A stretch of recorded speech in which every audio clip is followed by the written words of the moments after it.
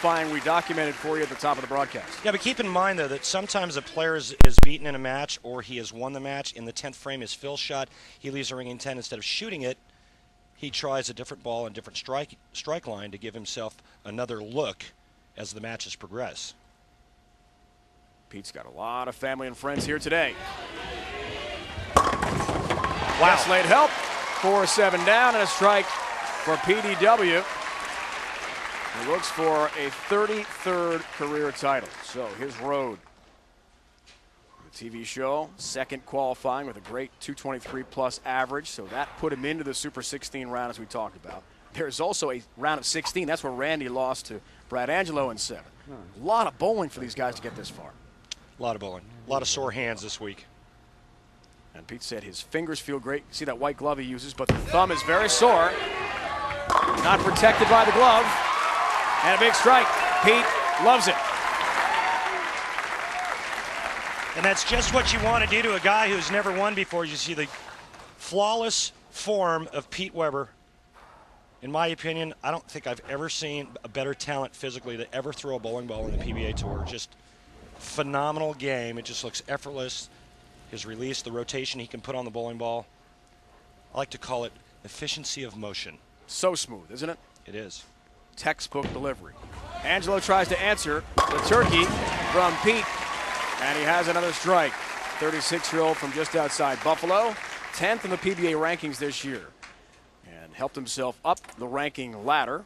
Some nice points accumulated by Brad with a good event here. Round of Super 16 knocked out Tommy Jones in 7 after Barnes and our Randy Peterson went down in 7 games. Mike Machuga, good match, although it was 5, and big comeback earlier for Angelo. Yeah, I mean, look at that list. There's no slouches there, except for me.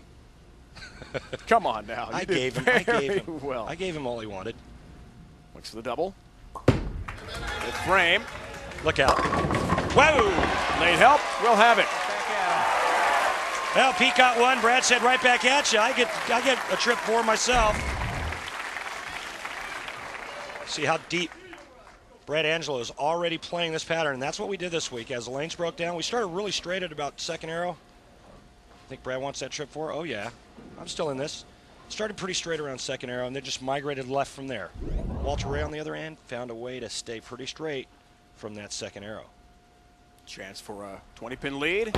Four-bagger, 5th frame for Pete. He's got to hurry. Double wood left. I threw that ball pretty good. He liked it. You could see the back end of the 41-foot pattern when it grabbed the This is ought to be fun. resistance there. Didn't quite jet into the 1-3 pocket as he had hoped. And when he says this ought to be fun, he's referring to attempting to make the 2-8. Multi-pin number is perfect so far.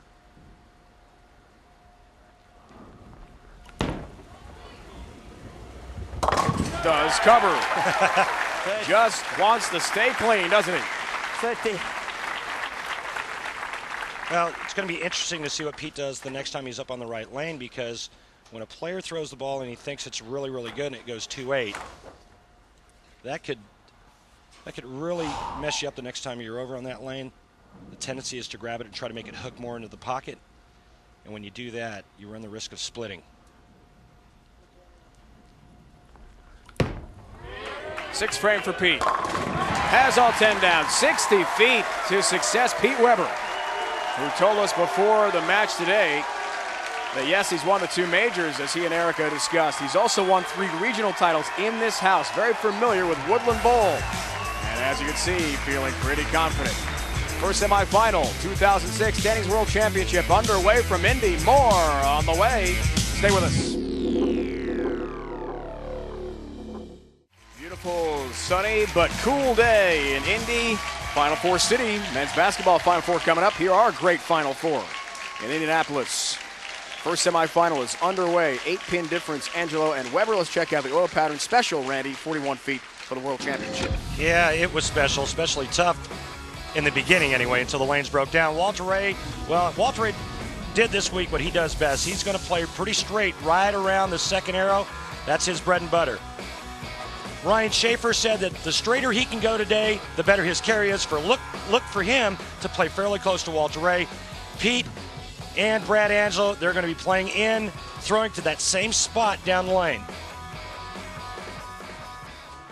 Folks, in my mind, this is the most important shot we'll see in this match. Here's why. Brad Angelo has struggled mightily out of commercial breaks. Traditionally, he's had big trouble.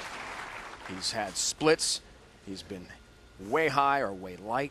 The first shot out of the break. He told us last night, I'm going to concentrate on a first shot out of the commercial break that is effective. Maybe, if he can strike here, have a good shot at least, it could propel him to real greatness. We'll see.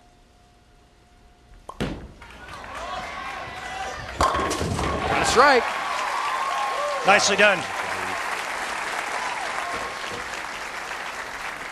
It's a great shot he threw out of the break, like you said, Dave. And, you know, obviously his focus is in a different direction, at least in this match, than it has been the last few times he's been on television. Because you're right, he has struggled coming out of the breaks, and he's made some errant shots. And right now he leads by 2 pins, 6th frame.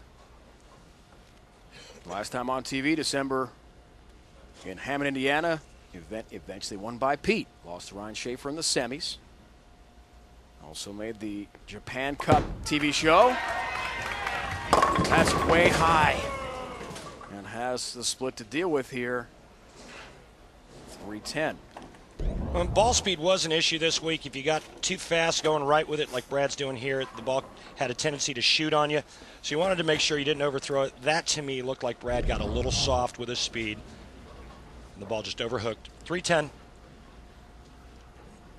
Split numbers. 11th career TV appearance for Brad. He's 3-10 lifetime. It's been a struggle, but does nail the difficult split. That's a big shot. Has to be for his confidence. On TV, he has just collapsed at times. And you talked about that, you know, out of the break, the big shot for Brad. I think this is the biggest shot for Pete. Remember, the last time he was on this right lane, he left the 2-8 and thought he threw it perfect.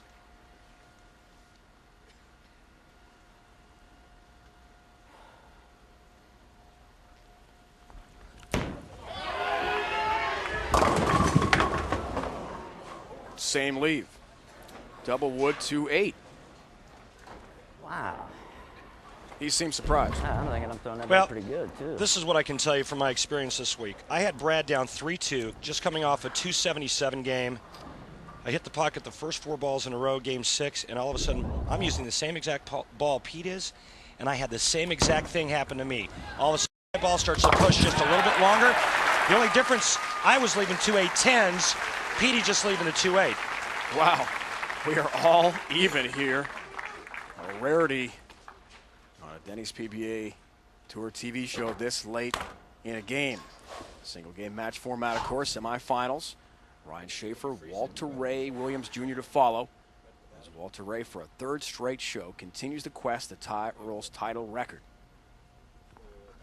Big shot for Pete here, 8th frame. Has all 10 down. Likes that lane a lot, doesn't he? Tracy knows that was a big shot. Yep. Come on. Pete can strike out to shoot 248. Brad Angelo can strike out to shoot 248. The good news for Pete, he gets to finish on the left lane.